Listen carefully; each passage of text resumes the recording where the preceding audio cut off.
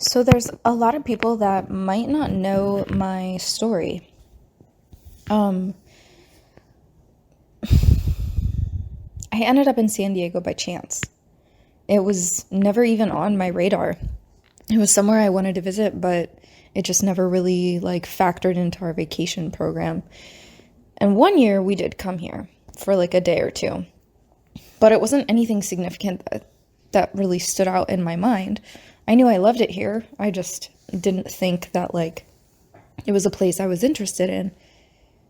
And I grew up visiting Orange County. So I always envisioned myself living in Orange County because that's just what I knew, California to be. So when I got my offer from KPMG in Harrisburg, the day they gave it to me, I went back on my word. See, at the beginning, I told them, yeah, I can probably do 5 years in Pennsylvania. I think I can stick it out for 5 more years. But by the end of the internship, which was only 3 months later, I was like, on the day they gave me the offer, I was like, this company is awesome. I would love to work for you. And I know I've been saying I could give you 5 years in Pennsylvania, but I just can't. I need to go to Southern California. I need to get out of here. And this company preaches all the time about how it's a massive global company. You can go wherever you want. I really need you guys to prove that to me right now. I really want to live in Southern California. Can you see if there's a potential for me to transfer out there? And so Southern California consists of the LA, Orange County, and San Diego offices. And I just thought I would be in Orange County. Or LA maybe. And then the recruiter, her name is Julie Deschang. I'll never forget her. She was a great woman. She called me one day and she's like, hey, you have the final spot in San Diego. And I could not believe it. I was elated. It was everything I'd ever wanted. Literally my whole conscious life.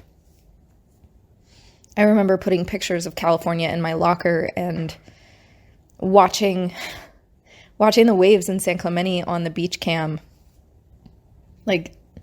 in middle school. I would sit there the days we went to the computer lab. I would sit on the computer and I would watch the waves.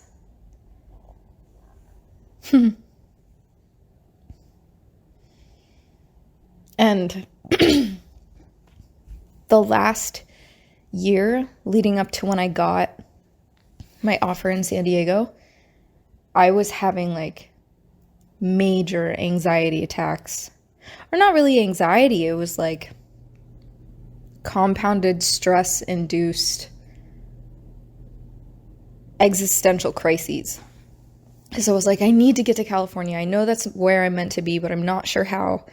I don't know how I'm going to be able to make it happen, but I need to get there and I will. But every maybe 6 weeks or so, I would just lose my shit and go into these hyperventilating, crying states of despair and be like, I don't know how the fuck I'm getting to California, but I have to. I have to get out of here. And it's really funny to me. I realize now, the only viable places to live are New York and California. And I don't know why I think that way. That's just what my brain is drawn to. It's probably very mainstream, but it's something that I've genuinely lived and experienced and valued and appreciated. I used to go to California once every summer, and I would go to New York 3 or 4 times a year. And so that's what I wanted for my life, and that's what I still want for my life, in a way. I do miss New York a lot. But I'm not sure it'd be the same experience, and because of that, I stopped myself from going back.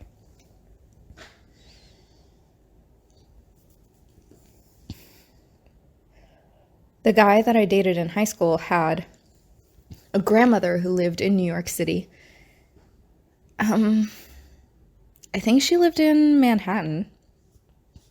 Her name was Grand Bunny. Grand Bunny. It was so cute. She had this loft in a building in a perfect location that she loved, and she had like a flower shop, and she had the local grocery stores, and she had friends all around. It was so freaking cute.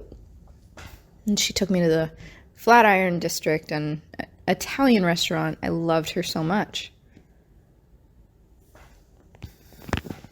That just made me realize that, you know, when I break up with people or people break up with me, I think I mourn losing the other person's family and friends just as much, if not more, than I mourn losing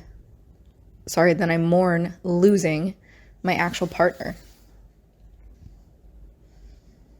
It's really weird. It's almost as if I brush my partner's existence like out of half of my brain and put in somebody else. It's like my heart really connects to those families. And with the way that my family like dynamic turned out, wow, I think I just had a breakthrough. My family dynamic affects my social interaction. And the fact that I never went to daycare or preschool, so I didn't really learn like basic social interaction with peers, I feel like. I went to like swimming and some arts and crafts, but I feel like that was few and far between. And I was always so like mesmerized by other people because it was weird because I thought I knew everything, but I didn't really know anything about them. And I was so interested to see how different their life was than mine. And it was just kind of like so rare. And then when I started making friends, I was always friends with the kids whose parents like were kind of irresponsible. And it was just like, sorry, I don't know any PC way to put this. It was a little bit more of a trashy environment.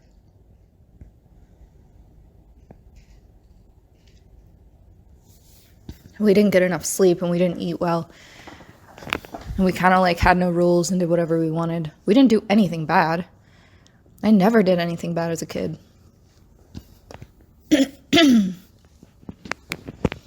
But it's really interesting to reflect on these things about myself and my upbringing and look at it with like a third person's point of view to kind of be like, what was missing, or why was this way? Why did you feel that way? What did this kind of thing make you think? That's what I think a coach or a therapist even really does for people. Because I actually had my first... Ooh, I need to take a drink before I talk about this.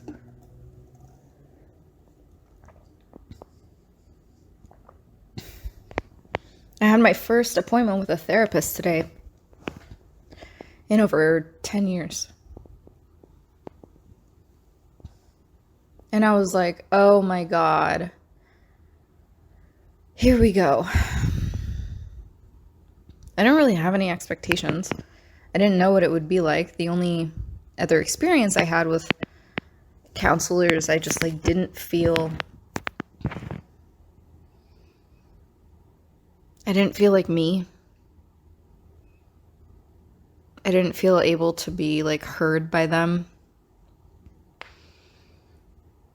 It was really disappointing too, because a lot of them made me retell my trauma story over and over and over and over and over using very specific language when it was like super fresh. And I think everybody needs to come around to therapy in their own time, right? That's like anything. It's like the more you actually care about something, the more invested you are in the outcome of it. So like you're not going to get the full benefit of therapy if you really don't want to fucking be there and you don't have fun there and you don't feel safe there. Part of the reason I didn't feel safe with my therapist, I think, like when I was younger, is because I knew they were going to tell my mom everything. And they had to, because, like, I was a minor.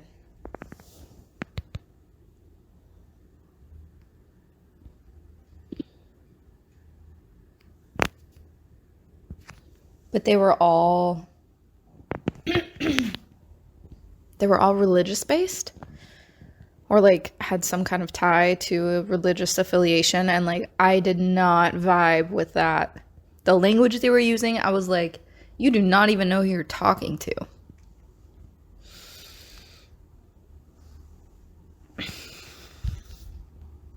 But anyway, my therapist is actually really cool.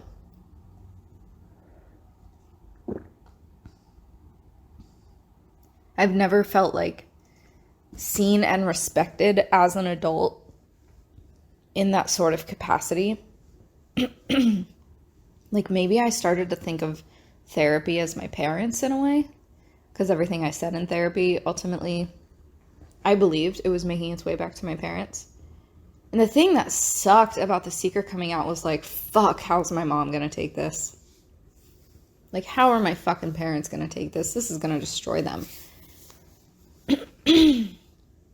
And it didn't involve them. Like, I didn't feel like they needed to know. There was nothing forced about what had happened to me.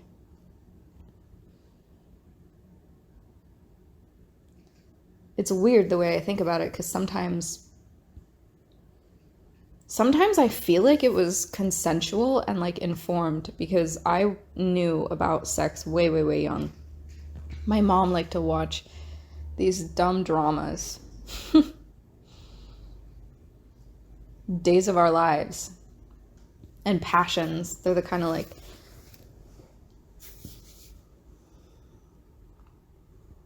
shows where there's a lot of crimes of passion and sex and some weird fake violence that always made me laugh. And then Passions was like, there was actually a devil, I believe. Oh my god, maybe that's why I'm so fucked up. I'm gonna look up old episodes of Passions, because I think that would be funny. Just to see the kind of shit that my brain was exposed to when I was like 10.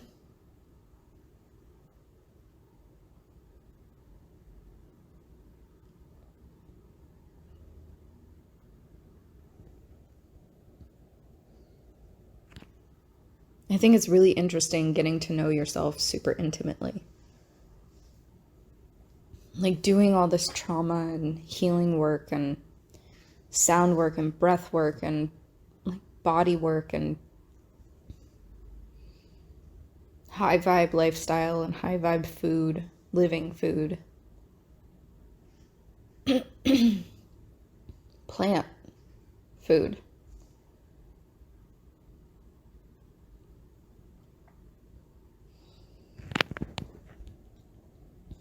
I don't know. I just think I'm really interesting and I'm cool, and I think everybody should think that they're cool.